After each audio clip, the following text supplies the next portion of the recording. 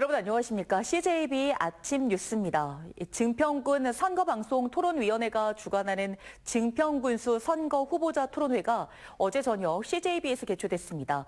이번 선거 기간 중 유일한 TV 토론회인 만큼 두 후보는 기업 유치와 의료 인프라 확충, 대기 오염 문제 등 지역 현안을 놓고 치열한 공방을 벌였습니다. 이민아 기자가 주요 내용을 정리했습니다. 안녕하십니까? 경선에서 치열한 경쟁을 뚫고 본선에 나선 더불어민주당 이재영 후보와 국민의힘 이민표 후보가 TV 토론회에서 맞붙었습니다. 저 이재영 지금까지와 같이 국민을 중심에 놓고 열심히 최선을 다하여 군정을 살피도록 노력하겠다는 말씀 드리겠습니다. 저는 군정의 신뢰를 다시 세우고 원도심 활성화와 교육, 청년, 미래산업 정책으로 증평의 성장 동력을 살리겠습니다. 후보들은 먼저 인접한 음성과 진천에 비해 상대적으로 열세인 기업 유치 경쟁력을 어떻게 확보할지를 두고 의견차를 보였습니다. 수도권 접근성과 산업 기반에서 밀리는 현실을 인정하면서도 정주 여건 개선 등으로 돌파하겠다는 구상을 내놨습니다. 기업이 가장 중요하게 생각하는 것은 행정의 속도입니다. 기업 유치 전담 TF를 운영하고 인허가와 민원 해결을 원스톱으로 지원해 기업이 자료 조사를 하기 위해서 굉장히 인력을, 시간을 많이 소모하고 있는 이러한 실정을 우리 지식사업센터를 완공함으로써 이게 허브가 되어서 기업들의 이 기업 활동을 도와줄 수 있고 상대의 공약에 대해 묵직한 견제구를 날리기도 했습니다.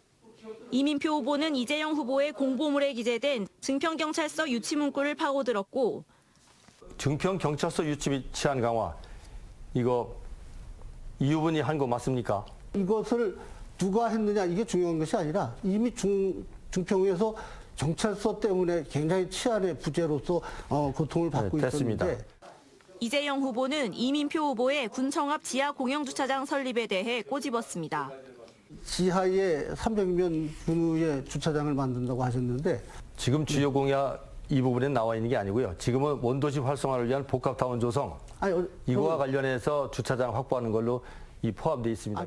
대형 종합병원이 없는 증평의 의료 공백 문제도 쟁점이었고 청주 북이면 소각장과 미암리 산업단지에 따른 미세먼지와 대기오염 문제를 둘러싼 공방도 이어졌습니다. 후보들은 70여 분 동안 이어진 토론에서 지역 현안 해결 방안과 공약 실현 가능성을 놓고 팽팽한 설전을 벌였습니다. CJB 이민아입니다. 그동안 충북에서는 단 한 표 차이로 당선과 낙선이 가려진 선거도 적지 않았습니다. 그만큼 한 표가 갖는 의미 더 클 수밖에 없는데요. 이번 선거에서 2000년대 들어 처음으로 지방선거 투표율이 60%를 넘을지도 관심사입니다. 이태현 기자입니다. 지난 2002년 제3회 지방선거 충주시의원 선거에서 주덕읍에 출마한 곽호종 후보는 무소속 김종화 후보에게 밀려 낙선했습니다. 당시 표차는 단 한 표. 하지만 4년 뒤 치러진 선거에서 한나라당 소속으로 다시 도전한 곽 후보는 3명을 뽑는 충주시 가선거구에서 3등으로 의회에 입성했습니다. 이때도 4등과의 표차는 단 한 표였습니다. 4년 사이 한 표에 웃고 울었던 당시 상황을 동료 의원은 이렇게 기억했습니다. 그 며느리하고 아들하고 주소를 주덕으로 옮겼어. 자기 지역구로. 그런데 뚜껑을 열어보니까 한 표 차로 이겼어요. 만일에 두 분을 자제를 내 집으로 안 옮겨놨으면 또 한 표 차에 떨어진 거야.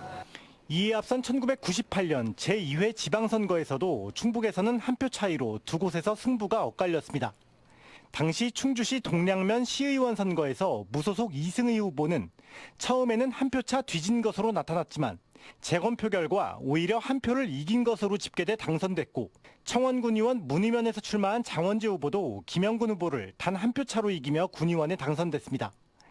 역대 지방선거에서 이와 같이 한 표 차로 당락이 엇갈린 건 전국에서 총 13번. 득표수가 같을 경우 현 공직선거법은 연장자를 당선자로 결정하는데 이런 경우도 여지껏 7차례 나온 바 있습니다. 4년 전 선거에서 추산된 유권자 한 명의 투표 경제적 가치는 900만 원. 이번 선거에서는 그보다 더 높은 경제적 가치가 예상되는 가운데 2000년대 들어 충북의 지방선거 투표율이 처음으로 60%를 넘을지도 관심사입니다. CJB 이태현입니다.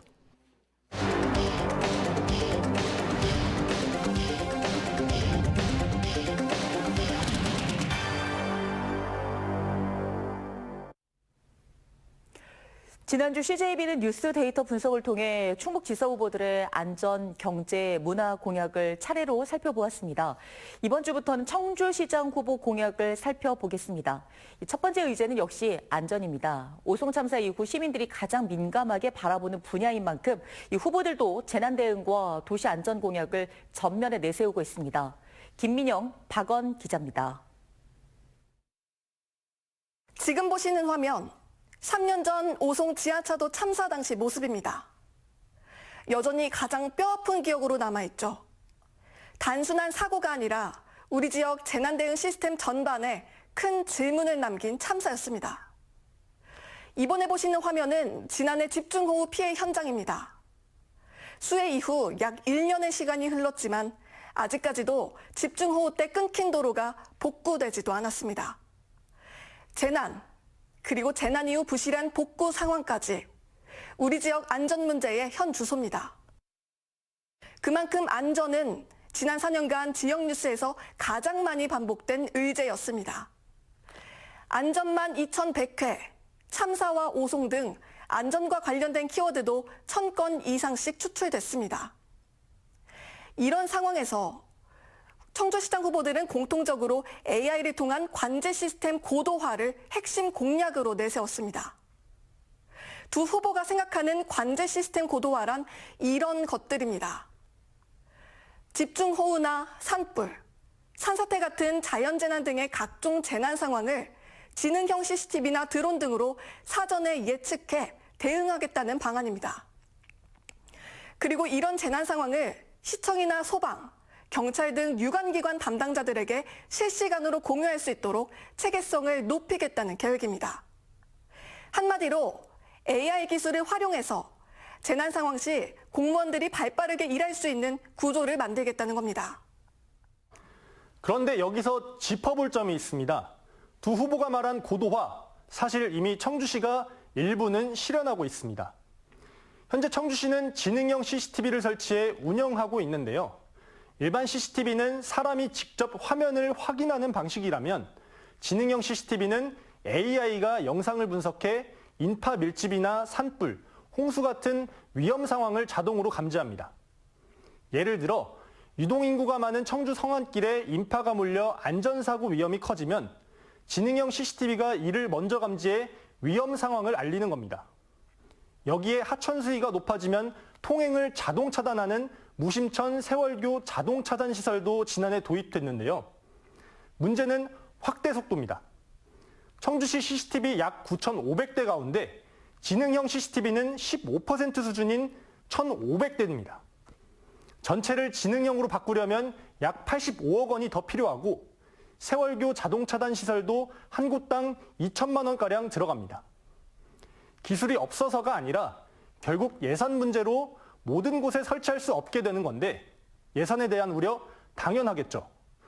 이에 대해 두 후보는 모두 가능하다는 입장을 밝혔습니다.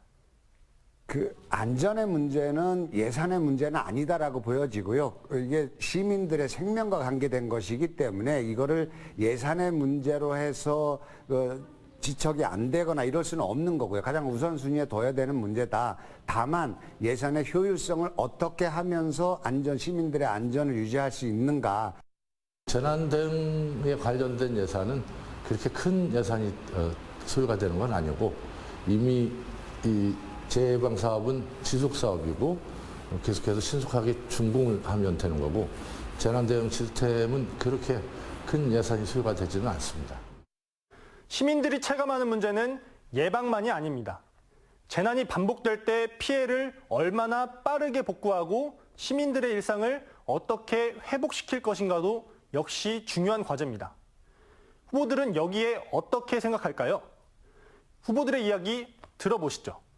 어떤 AI가 위험 신호를 보냈지만 그럼에도 불구하고 조치가 잘 안 되는 부분들, 최종적으로 이제 사람이 조치를 해야 되기 때문에 관련한 어떤 시청 내의 어떤 공무원들의 배치, 뭐 이런 문제들은 좀 더 신경을 써야 되지 않을까 이렇게 생각하고 있습니다. 3년 전의 수에 대해서는 신속하게 응급 복구를 했고 지금 항구 복구 사업은 거의 다 마무리가 됐기 때문에 지금 해야 되는 사업은 이런 재해가 발생하지 않도록 하는 재예방 사업에 지금 집중을 하고 있습니다. 두 후보의 공통된 AI와 첨단 기술을 활용한 안전 공약 어떻게 보셨나요? 시민들이 원하는 건 멋진 시스템 구축이 아니라 실제 재난 상황에서 제대로 작동하는 변화일 겁니다. 민선 9기에서 청주시의 안전 공약이 지켜질지 유권자의 관심이 필요합니다. 데이터 공약 검증, 내일은 청주시장 후보들의 경제 공약을 전해드립니다. 국민의힘 김용환 후보 선거대책위원회는 어제 도청 브리핑룸에서 기자회견을 열고 신용환 후보 재산의 88%가 4인간 채권인 이유를 밝히라고 공개 질의했습니다. 김 후보 선대위는 중앙선거관리위원회에 공개된 신 후보 재산 신고를 보면 재산 33억 원 가운데 29억 원이 4인간 채권이라며 4인간 채권 형성 경위와 연간 소득 구조를 밝히라고 요구했습니다. 이에 대해 신용환 후보 선대위는 지난 10년간 정부와 청와대, 더불어민주당의 강도 높은 검증을 아무 문제 없이 통과했다고 반박했습니다. 영동경찰서는 술에 취해 선거 유세를 방해한 60대 남성 A씨를 공직선거법 위반 혐의로 불구속 입건했습니다. A씨는 지난 25일 낮 12시 25분쯤 영동 전통시장 인근에서 유세를 하던 국민의힘 정영철 영동 군수 후보에게 고성을 지르고 삿대질을 하는 등 연설을 방해한 혐의를 받습니다. 경찰 조사 결과 A씨는 정 후보가 군수 재임 시절 자신의 민원을 받아들이지 않자 소란을 피운 것으로 파악됐습니다. 5회 도시군 정책협의회가 어제 도청 대회의실에서 열렸습니다. 이동욱 행정부지사 주재로 열린 협의회는 공모사업 도시군 매칭 비율 기준과 전환사업 도비 보존율 개편안 등 재정 건전성을 확보하기 위한 방안이 집중 논의됐습니다. 충청북도는 고유가 피해 지원금 2차 지급 신속 집행 등 민생 안정을 위한 시군의 적극적인 협조를 당부했습니다. 중동 사태 장기화 속에 이달 충북 지역 제조업체 체감 경기는 살아난 반면 비제조업체는 하락세를 보이며 희비가 엇갈렸습니다. 한국은행 충북본부 조사 결과 이달 도내 제조업의 기업 심리지수는 신규 수주 증가 등에 힘입어 전월보다 3.8포인트 상승한 97.4를 기록했습니다. 반면 비제조업은 인건비 상승 등의 여파로 이달 심리지수와 다음 달 전망지수가 일제히 하락했으며 주요 경영 애로사항으로는 원자재 가격 상승과 인력난 등을 꼽았습니다. 에어로K 항공이 다음 달 청주국제공항에서는 처음으로 일본 미쓰야마 직항 노선을 운항합니다. 이번 노선은 다음 달 2일부터 총 4차례에 걸쳐 전세기 형태의 부정기편으로 운항되며 비행시간은 약 1시간 40분이 소요됩니다. 에어로K는 이번 운항 결과를 토대로 향후 정기편 전환을 검토할 방침입니다. 2026 청원생명축제의 기본계획이 발표됐습니다. 올해 청원생명축제는 풍성한 가을, 청원생명을 맛보다를 슬로건으로 오는 10월 2일부터 11일까지 10일 동안 오창읍 미래지 농촌 테마공원에서 열립니다.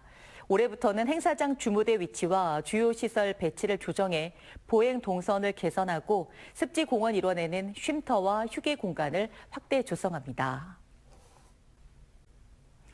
CJB 아침 종합뉴스 모두 마치겠습니다. 고맙습니다.